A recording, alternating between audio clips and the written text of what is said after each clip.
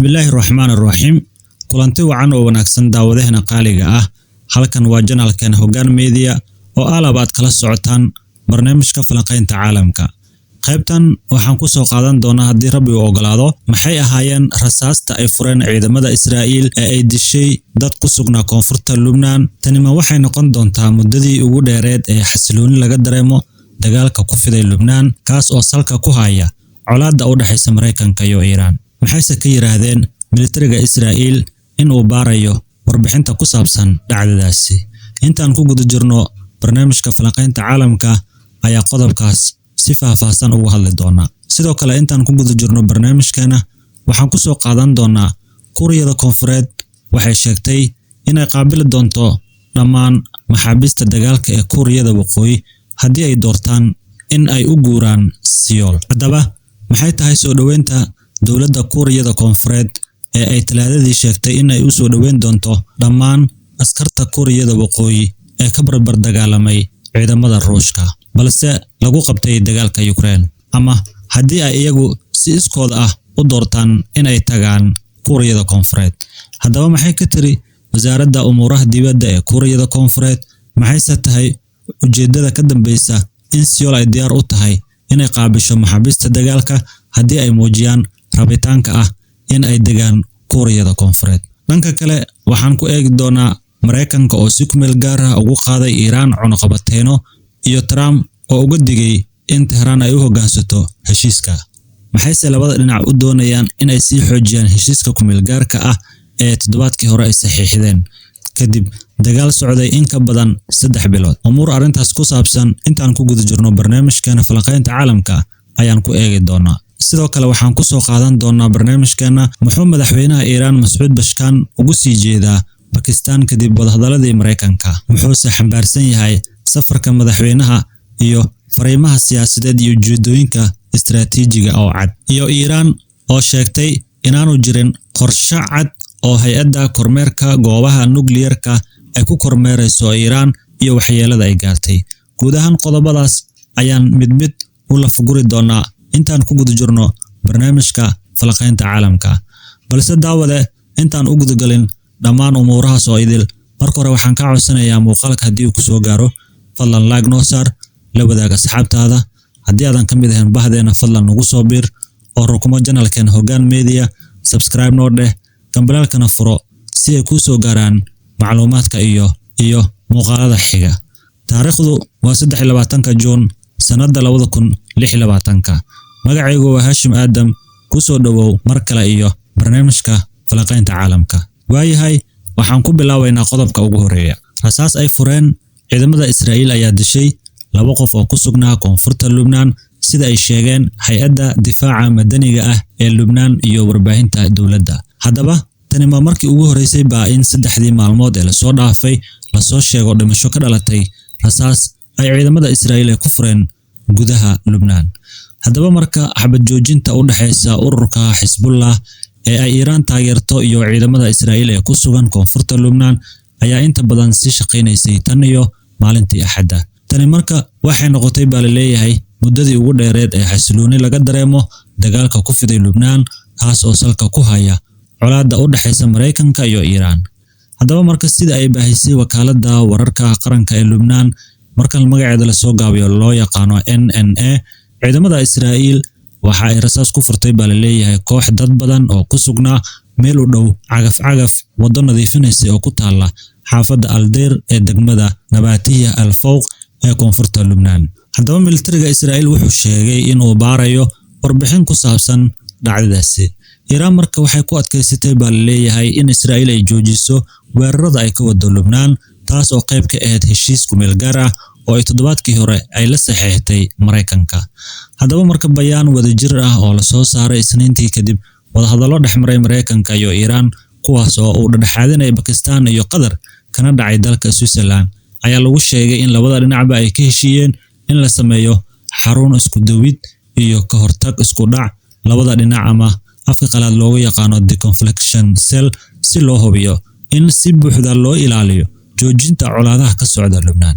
Hagaag tan iyo markii Xisbullah ayaa 2 Maarso rasaas ay ku furtay Israa'iil ay muujisay si ay u muujiso taageerada ay u hayso Iiraan weerarada ay ka fulisay Lubnaan ayaa sababay baa la leeyahay dhimashada in ka badan 41,000 oo qof oo ay sheegtay wasaaradda caafimaadka ee Lubnaan.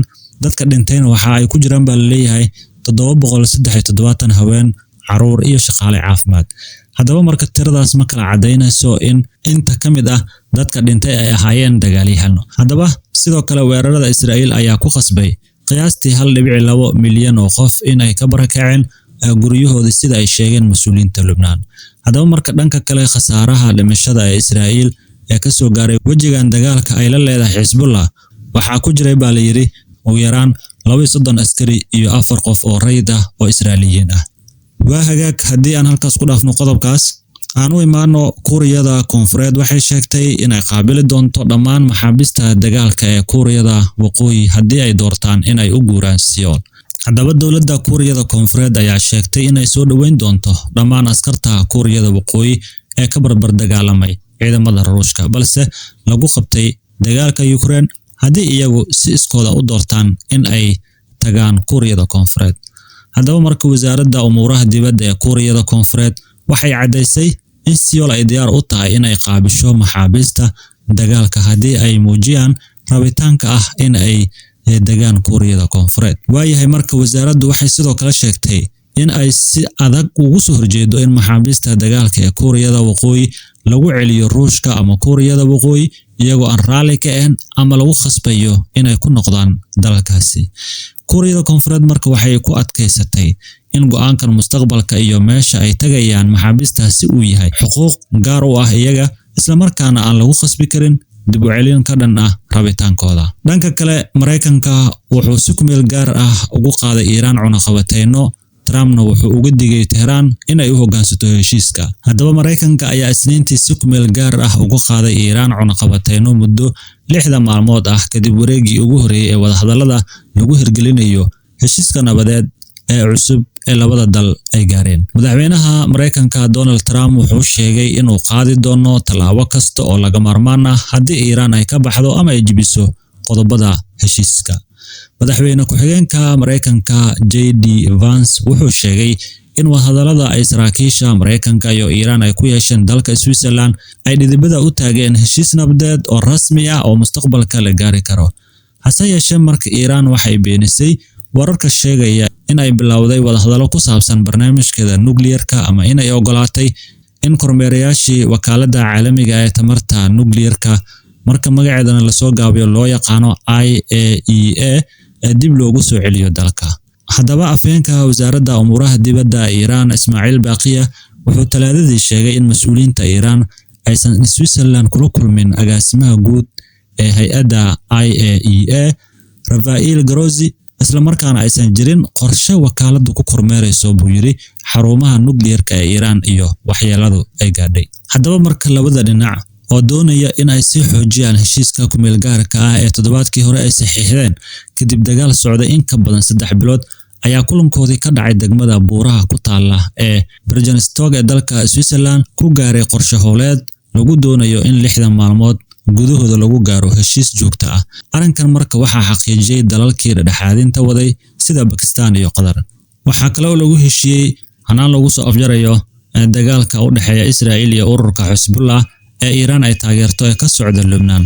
Sidoo kale marka waxaa la sameeyay khad isgaarsiineed oo lagu xaqiijiyo ama lagu xaqiijinayo in maraakiibta ganacsiga si nabad ah ugu gudbi karaan marin biyoodka Hormuz oo ah marin muhiim u ah dhoofinta shidaalka caalamiga kaas oo Iiraan xanibtay intii uu dagaalka socday. Tallaabooyinkan marka oo ugu horeysay ayaa lagu yareynayaa culayska dhaqaale ee saaran Iiraan waxaana ka mid ah in wasaaradda maaliyadda Mareykanka ay ku dhawaaqday in ilaa iyo 21 Agoosto la hakiyay qaar ka mid ah cunaqabateennadii saarnaa Iiraan. Tani waxay Tehran u ogolaanaysaa baa la leeyahay in ay iibiso shidaalka iyo waxyaabaha la xiriira isla markaana ay hesho lacagaha ka soo xarooda. Haddaba safiirka Iiraan oo fadhiya qaramada midoobay ee Geneva Ali Bahrain ayaa sheegay in horumar wanaagsan laga sameeyay wadahadallada isla markaana maalmaha soo socda la dhisi doono buu yiri 2 guddi oo ka shaqeeya qaadista cunaqabateennada iyo arrimaha la xiriira howlaha nuclear-ka ee Iiraan. Wuxuu markuu wariyay u sheegay in 5 qodob oo muhiim ah oo ku jira heshiiska hordhaca ay tahay in marka hore si buuxda loo fuliyo ka hor inta aan la gudagalin wadaxaajoodida ku saabsan faylka nuclear-ka iyo doorka hay-adda IAEA.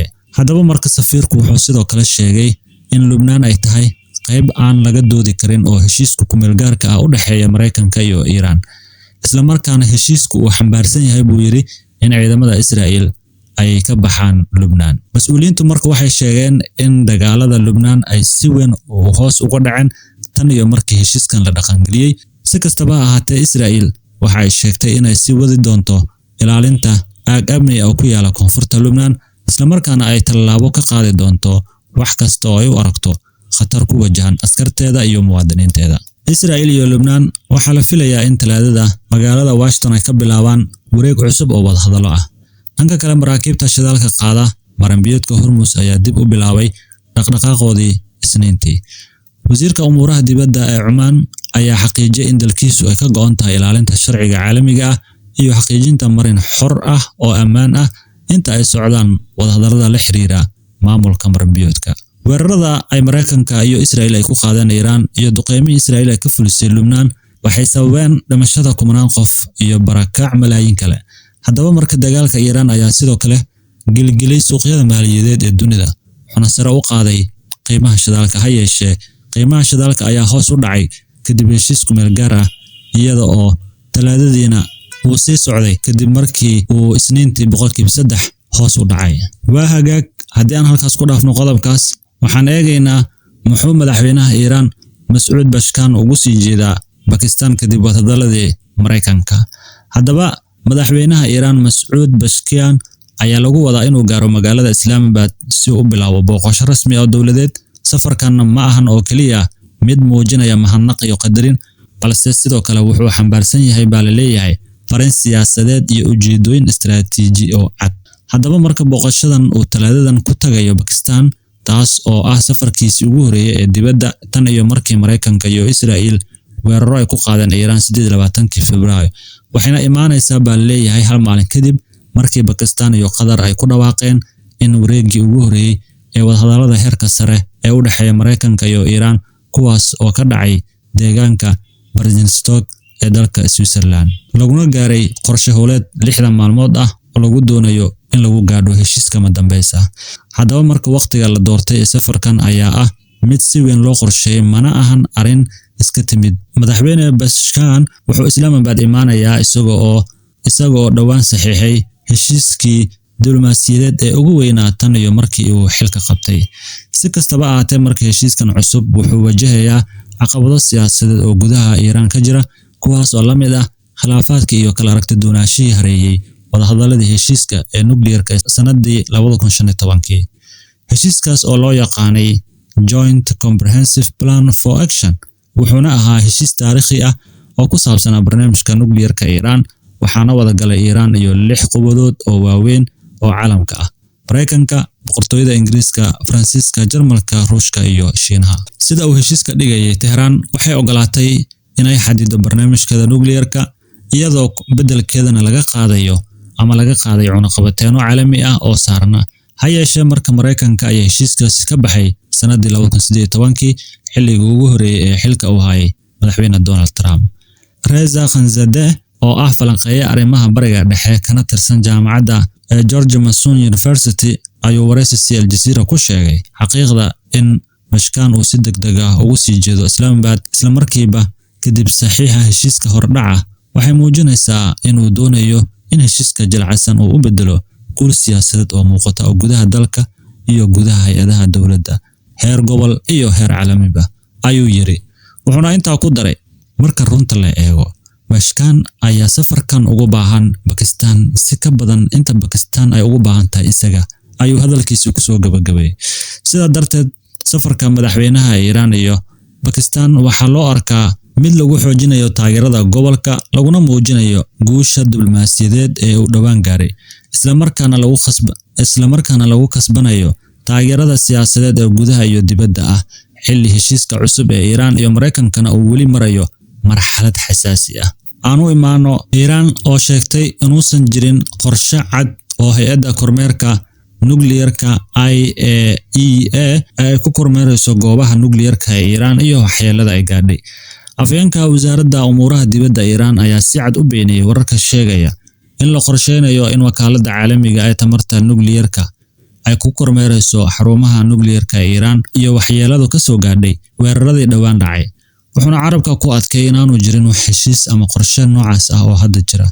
Isagoo marka la hadlayay warbaahinta intii lagu guda jiray shirkii jaraa'id ee toddobaadlaha ahaa ee Talaadada, afhayeenka wasaaradda umuuraha dibadda ee Iran Ismaaciil Baaqiya wuxuu sheegay in Iran aanay wax kulan ah la yeelan agaasimaha guud ee wakaaladda IAEA Rafael Grossi. Wuxuuna yiri Iran ma laha wax qorshe oo ku saabsan in la kormeero xarumaha nukliyeerka ee waxyeeladu ka soo gaadhay duulaankii iyo weeraradii ay fuliyeen Mareykanka iyo Israa'iil.